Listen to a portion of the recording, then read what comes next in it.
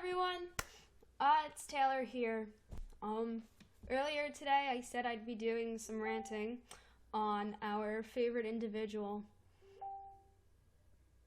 So, here we are.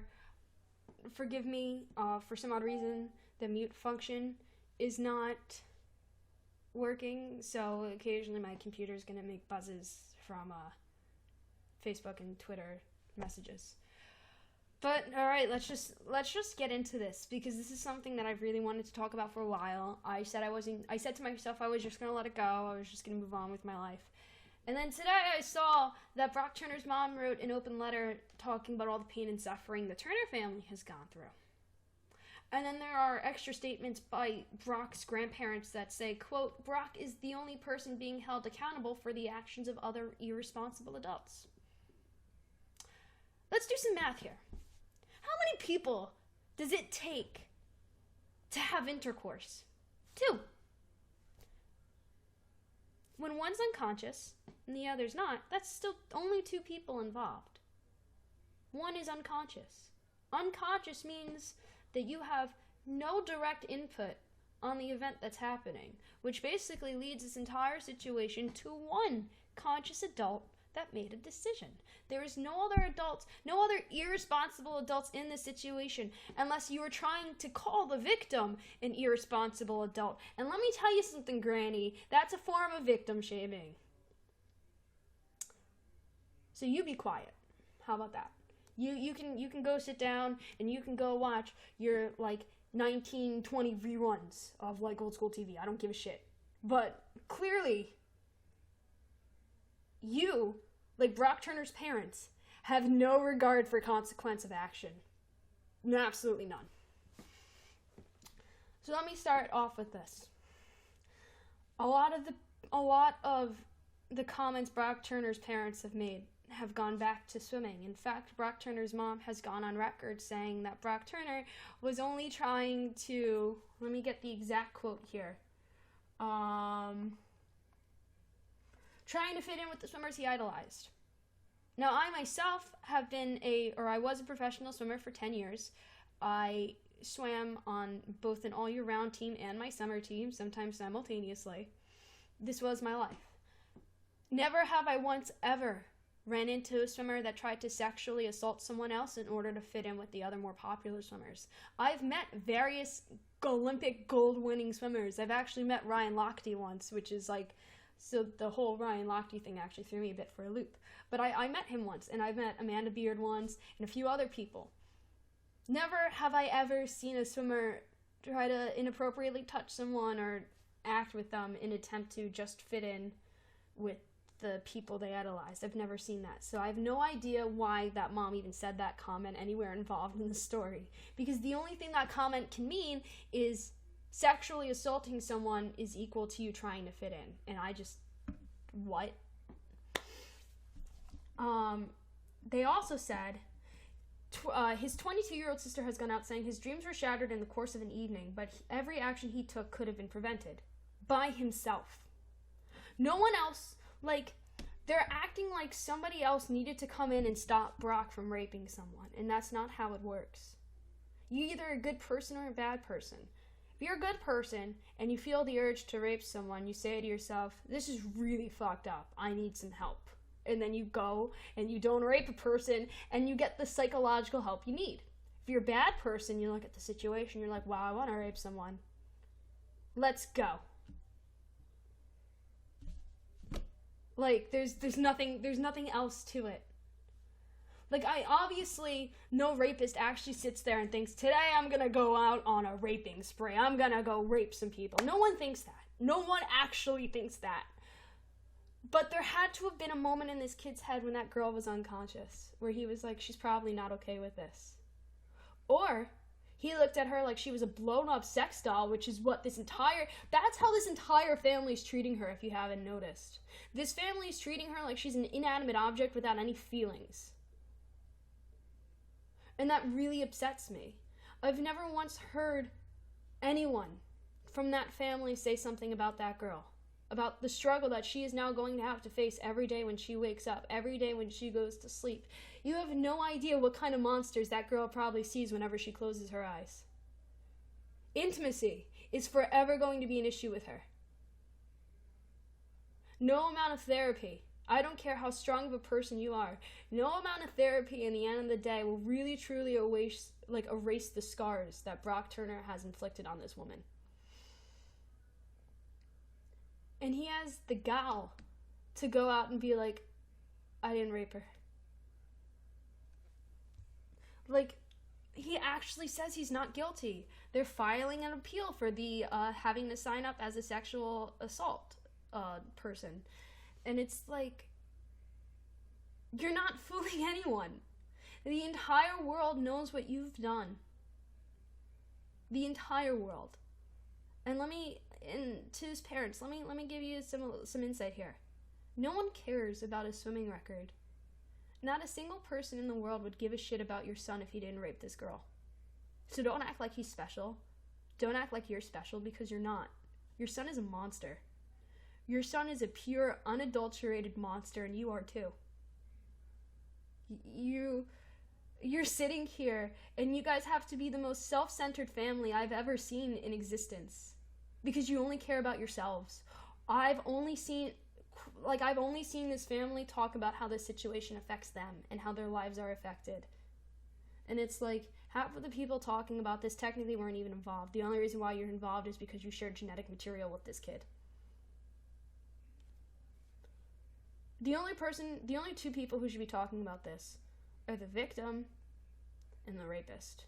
The rapist should be apologizing, and the victim should be allowed to use this time while the world is her stage, because it really can be right now, to promote the welfare, the mental and physical welfare of sexual assault survivors.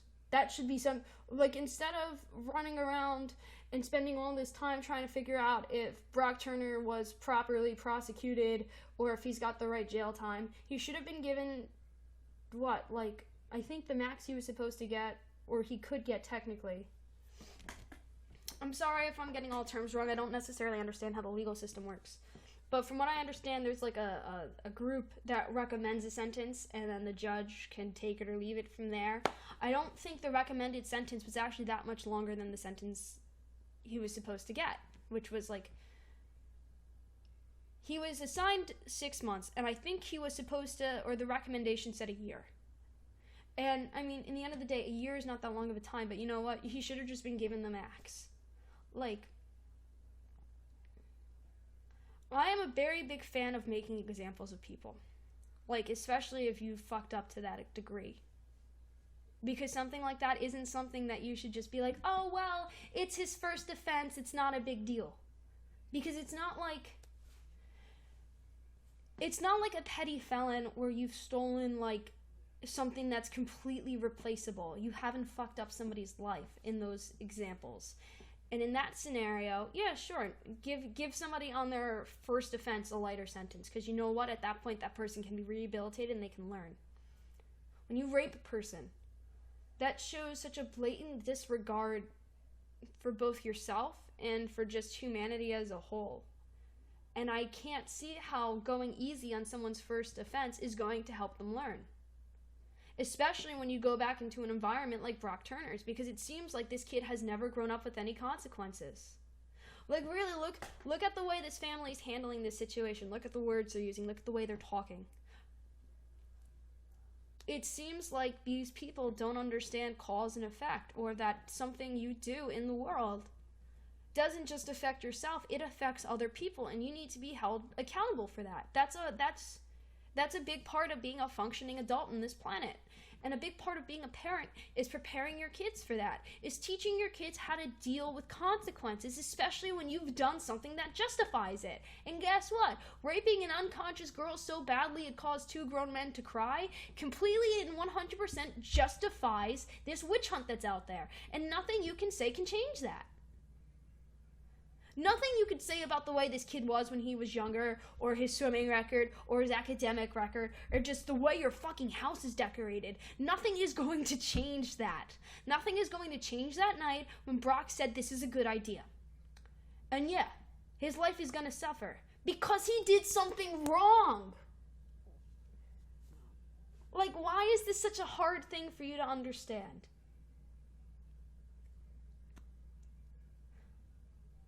Like, I get he's your son, and I get you love him, and I get you care about him a lot. But that doesn't make him perfect. It doesn't make him a perfect person. In fact, it makes him the exact opposite. Kids are no matter how much a parent likes to say that their kid is the most perfect thing in the world, I think to parents, kids are the least perfect things in the world. Because you know what? Nobody spends more time with you than your parents. They get to see you up and down. They get to see all of your flaws and your imperfections. And they see you on your worst days. They see you when you're 5 years old having a temper tantrum. They should be aware of the kind of person you are. And it seems like Brock Turner's parents are either completely fooled, have no idea what their son is actually like, or they're just taking all this and sweeping it under the rug and just summing it up to a fluke. And either way, that's not proper parenting. It's not. Like, I look at this and I look at the way his parents react, and I'm not surprised this happened. Like, I wonder, did these parents ever have a conversation with their son about consent? Did they? Did these parents actually ever give their kids any consequences? Like, or every time they did something wrong, did their parents come in and clean the situation up for them? Because that's what it looks like is happening here. I'm waiting for a Brock Turner statement. I'm waiting for it to come, because it seems like everybody else in his family has something to say but him. And they're shielding him, and this isn't a situation where he should be shielded. Like, do you want your kid to grow?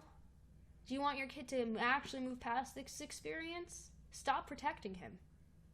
Your kid needs to face the brunt of his mistake. He really does, because he's never going to grow as a person. Like, I don't think you understand the way you've handled this as a parent has emotionally stunted your child. It really has. Because think about it. He's now going to have this expectation, and I'm telling you, whether or not it's ever present in the front of his mind or it's floating around in the subconscious, this kid forever is going to have the impulse to have somebody come in and save him whenever there's a problem, because his parents are coming in and trying to save him now. And I mean, if the situation is this big, they've probably spent their entire lives saving him whenever he got himself into trouble. So I don't know, maybe it's time to actually look at this and realize, wow, my kid actually screwed up, and the only way anyone's ever going to get past this, including this family, is to just put him in the limelight and let him face the music, because we are all going to make a ruckus until he does.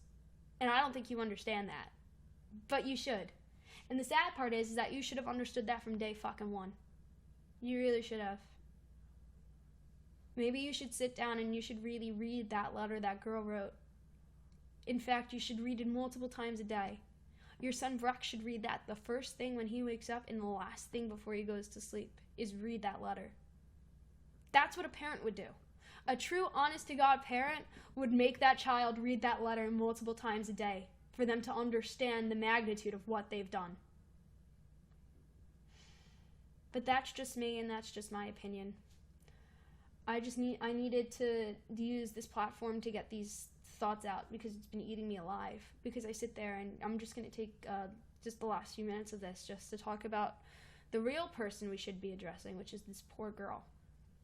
And excuse me for saying the word poor, because like that makes her sound weak, and she's not. This girl survived something brutal and horrible, and it's something she has to live with every day for the rest of her life. And I feel like I want to cry over this. The Turner family has no idea what kind of monsters this girl is going to have to face. They have no idea what she sees when she closes her eyes. They have no idea what she feels when she wakes up in the morning. You have no idea how long that girl probably spent in the shower trying to scrub her skin clean. You have no idea what it's like. That girl is going to have issues for the rest of her life. She is, whether it's obvious or not to her. And it's And the least you can do in the end of the day is fucking suck it up and take responsibility for what you've done. Like, that's the least you could do. I don't get why your family is preventing you, Brock. I don't get you. You could have really had a lot of great things in your life and you made this mistake. And the longer you go without owning up to this mistake, the more your life is going to suck later on. So just admit it. Just you're on a fucking registry for sexual offenders. And I get you're trying to appeal it, but guess what, buddy? That's probably not going to work. Your sentencing was so bad that it actually caused law changes in California to prevent this from ever happening again. You're a sexual offender, Brock Turner. Nothing your family can say will change that. Nothing your sister will say can change that. Nothing you can say will change that. It doesn't matter how many articles come out that don't address you as what you are. It's fact. The entire world is aware of it. We've all seen your true colors, kiddo. Stop hiding.